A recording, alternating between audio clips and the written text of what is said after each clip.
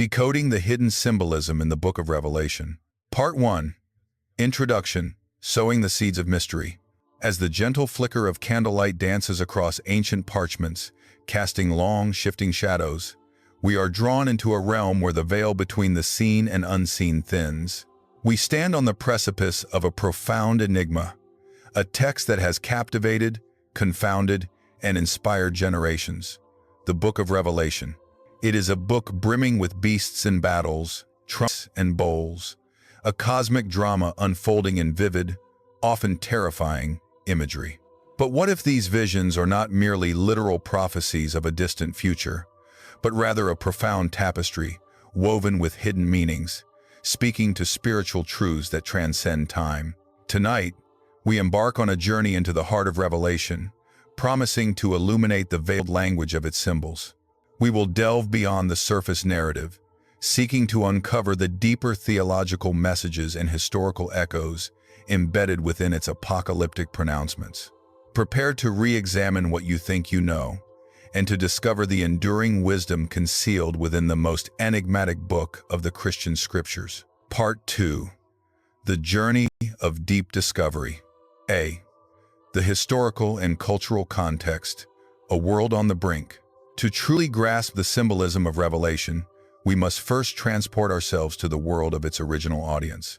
Written likely in the late 1st century AD, during the reign of the Roman Emperor Domitian, Revelation emerged from a crucible of intense persecution and political unrest. Christians, a minority sect, faced systematic oppression, forced to worship Caesar as divine or face severe consequences. This was a time when the nascent church grappled with its identity amidst a pagan empire, its faith tested by the fires of martyrdom.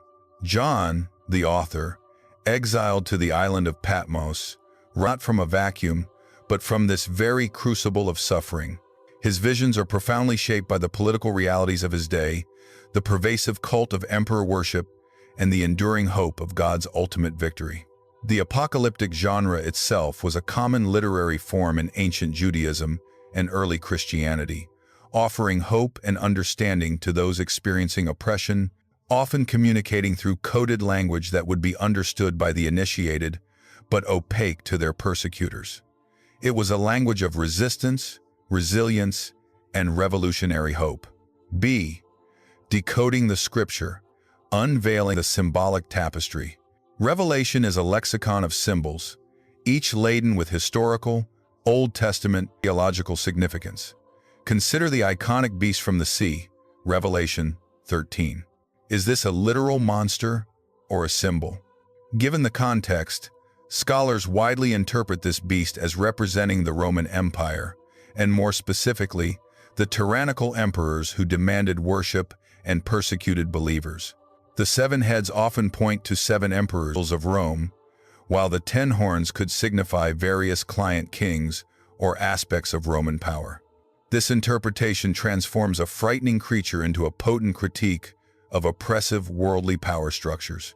Then there is the Whore of Babylon, Revelation 17, depicted as arrayed in purple and scarlet, intoxicating the nations with her immorality. Again, to the early Christians, this was not some futuristic harlot, but a thinly veiled allegory for Rome itself, the opulent, corrupt empire that held dominion over the known world and shed the blood of saints. The waters on which she sits symbolize the many peoples and nations under Rome's sway. Such imagery served not only as a warning, but as a source of subversive hope, assuring believers that even the mightiest empire would ultimately fall before God's righteous judgment. Furthermore, the number symbolism is pervasive. 7 churches, seals, trumpets, bowls, often denotes completeness or divine perfection, echoing creation narratives and the Sabbath. 4 horsemen, creatures, frequently symbolizes the earthly realm or universality. And the infamous 666 Revelation 13:18, while popularly associated with an Antichrist figure, many ancient interpreters understood this as a gematria, numerical value of letters, referring to Nero Caesar, a notorious persecutor of Christians. This numeric code provided a hidden identifier, understood by insiders, reinforcing the understanding that Revelation spoke directly to their contemporary struggles. C. The hidden theological meaning, God's sovereignty amidst chaos. Beyond the political and historical allusions, Revelation's symbols convey profound theological truths. The repeated motif of God on his throne, Revelation 4, underscores his absolute sovereignty and control over all creation and all history, even amidst the chaos and suffering depicted in the visions.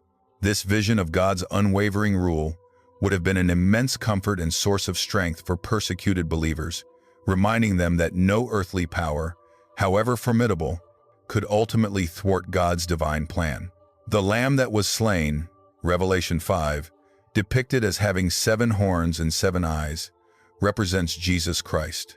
This symbol powerfully juxtaposes the vulnerability of a sacrificial lamb with the omnipotence of divine power. It highlights the central paradox of Christian faith.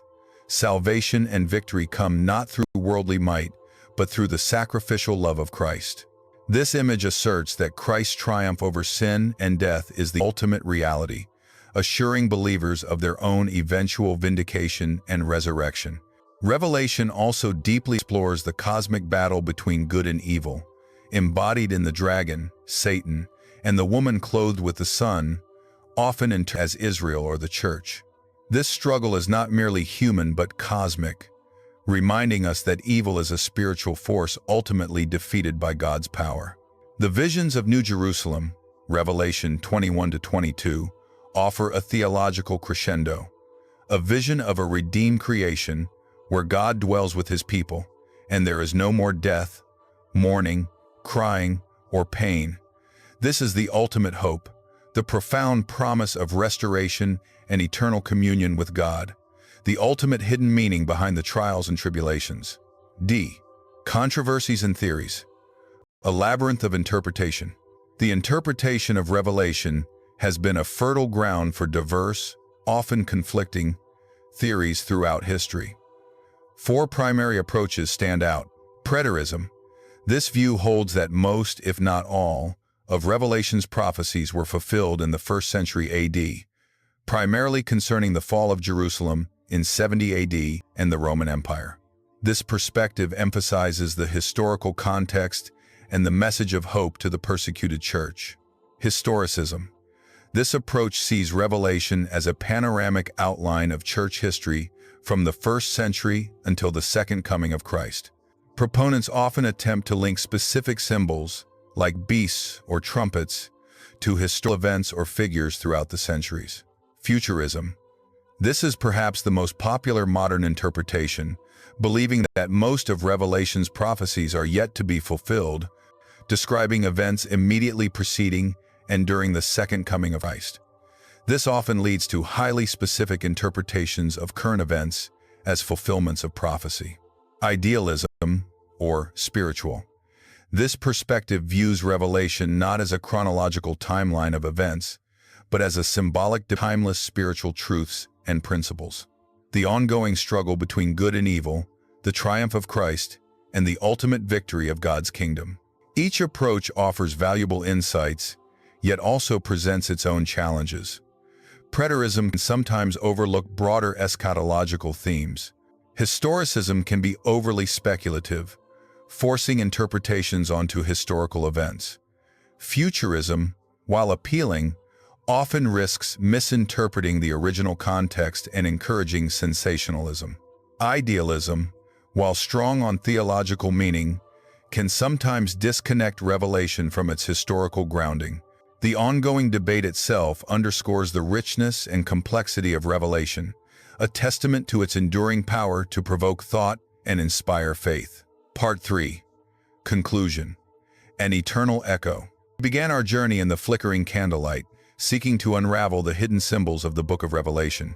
We have seen how its beasts and harlots, its trumpets and bowls, are not merely fantastical images, but are deeply rooted in the historical and political realities of its time, offering coded messages of resistance and hope to a persecuted church.